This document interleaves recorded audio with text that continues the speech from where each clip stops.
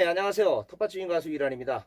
제가 오늘은 맛있는 사과 고르는 방법을 한번 공유해 드릴까 합니다. 우리 구독자님들 그 맛있는 과일 드시는 건 제가 책임지고 알려드리겠습니다.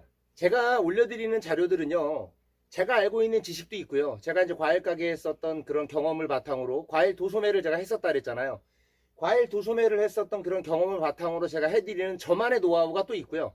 그 다음에 또 제가 또 과연 내가 경험했던 것들이 맞는 건지 그 노하우를 저 같은 경우는 농촌진흥청 홈피 들어가서 자료를 또 찾아봅니다. 그래서 제가 알고 있었던 노하우하고 농촌진흥청에서 연구자료하고 해보면 거의 똑같습니다. 그래서 제가 올려드리는 거는 농촌진흥청의 과학적인 자료와 제가 경험했었던 자료를 혼합해서 알려드리는 거니까 100% 그냥 신뢰하시고 보시면 됩니다. 이 사과 효능, 와, 정말 대박입니다. 제가 오늘 맛있는 사과 고르는 방법하고 사과 효능까지 알려드리겠습니다. 네, 일단은 사과를 고르실 때 사과도 수박처럼 원래 두들겨 보는 방법이 있습니다. 그런데 사과를 실컷 두드리면 안 되고요. 이렇게 살짝 손톱으로 아주 살짝 다치지 않을 정도로 이렇게 살짝 두들겨 보는 방법이 있습니다. 이렇게 해도 사과는 상처는 안 납니다. 이렇게 했을 때 띵띵띵 소리가 나는 게 비교적 사과가 굉장히 안에가 꽉 찬 사과입니다. 텁텁한 소리가 나면 이것도 안에가 이게 아삭아삭하지 않다는 뜻이거든요. 맛있는 사과는요, 안에 꽉 차고 이렇게 아삭아삭한 사과들은 띵띵 소리가 납니다. 네, 소리로 알아보는 방법이었고요. 그 다음에 이제 사과를 이렇게 들었을 때 같은 사과에도 유난히 무거운 사과가 있습니다. 좀 무게가 이렇게 보통 사과를 팔을 때 같은 크기 위주로 팔잖아요. 그러면 이렇게 들어봤을 때 좀 무거운 사과, 그런 것들이 속이 꽉 차서 식감이 굉장히 좋은 사과고요. 그거는 뭐 부정할 수가 없습니다. 그리고 이제 이 꼭지로 고르시는 분들이 있는데, 이런 꼭지 같은 경우 고르는 게 무의미합니다. 왜냐면 이제 가을에 나오는 햇사과 같은 경우는 다 파랗잖아요. 그런데 보통 사과가 365일 사과는 마트에서 팔기 때문에 이 사과 같은 경우는 꼭지로 이걸 구별하는 게 사실 불가능합니다.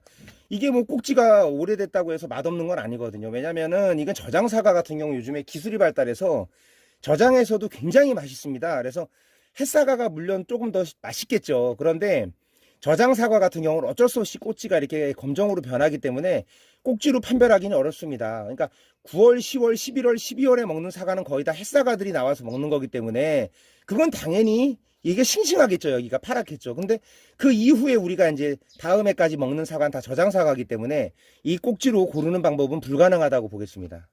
이렇게 보시면 지금 오른쪽 거, 이거는 약간 윤기가 덜하고요. 이쪽은 유난히 윤기가 더 심합니다. 광택이 많이 나는 이런 사과는 맛이 덜합니다. 광택이 나면 안 돼요.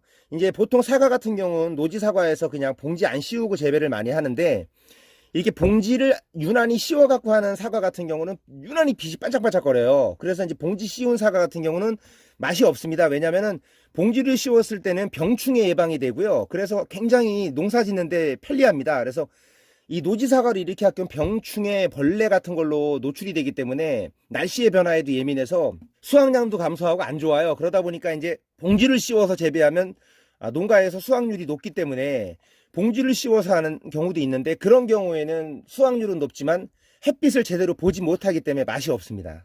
봉지를 씌우지 않고 같은 노지에서 그냥 이렇게 노출해서 키운 사과여도요, 이렇게 반짝반짝한 사과가 있고 이렇게 윤기가 없고 광택이 없는 사과가 있습니다. 그래서 무조건 노지에서 자랐어도 광택이 있는 사과는 맛이 없습니다.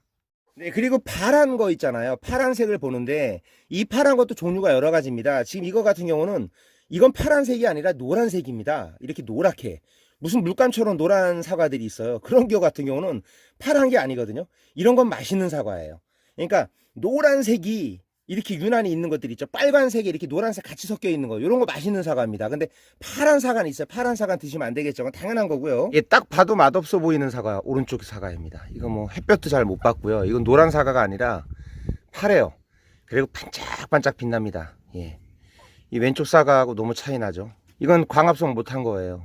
거름도 잘 못 먹은 거고요. 이건 먹어보나마나 맹탕입니다. 이거 제가. 과일이 갖고 있는 고유의 색이 있어요. 배가 노란색이면 사과는 빨간색, 수박은 파란색이거든요.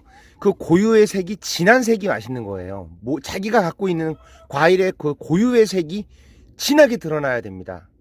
그리고 사과가 이렇게 둥그렇다, 이렇게 납작한 사과가 맛있다, 이렇게 길쭉한 사과, 둥근 사과가 맛없다 뭐 여러 가지 의견들이 있는데, 사과는요 이렇게 납작한 사과는 왜 그러냐면요, 처음에 농사를 질 때 거름이 좋잖아요. 거름이 초반에 강하면 이렇게 둥근 사과가 농가에서 된다고 한답니다. 그리고 후반부에 거름이 좋았을 경우에는 이렇게 납작한 사과로 되는 경우도 많이 있다고 합니다. 그래서 그러니까 초반부에 거름을 많이 먹었던 사과는 이렇게 둥글둥글하게 길쭉하게 나오고요, 후반부에 거름을 많이 먹었던 사과들은 이렇게 납작하게 많이 형성이 되는 경우가 있다고 합니다. 사과 모양으로 맛을 판별하기는 어렵다고 합니다. 그 다음에 이제 사과 색인데요, 사과 색을 보면 이렇게 오른쪽 사과는 거의 자두색입니다. 진한 빨간색이에요.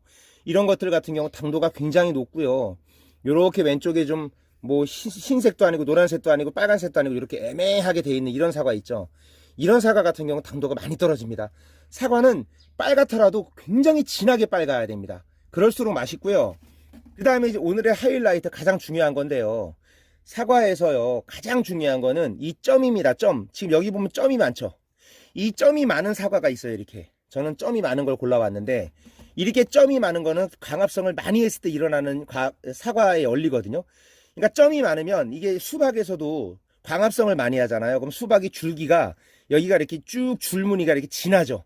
진하고 넓거든요. 이렇게 그런 것도 같이 원리가, 이 사과도 이 광합성 햇빛을 많이 보고 거름을 많이 먹은 사과일수록 이렇게 점이 많습니다. 지금 오른쪽 사과와 왼쪽 사과를 비교했을 때 오른쪽 사과가 점이 더 많고 더 붉고, 왼쪽 사과도 점이 있긴 하지만 많지는 않습니다. 오른쪽 사과가 점이 훨씬 더 강합니다. 이 점이 강한 사과를 고르세요. 이 점이에요. 이 사과는요 이 점이 많은 걸 사시면 돼요.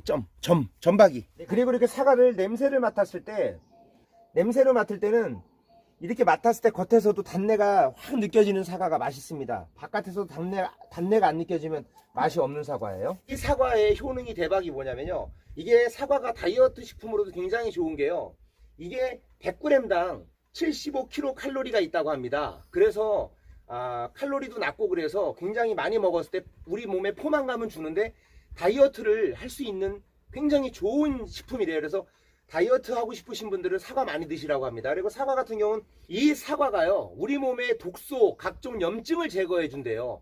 그 다음에 이게 장운동을 시켜준대요. 우리 사과가 사람들 장운동에 굉장히 좋대요.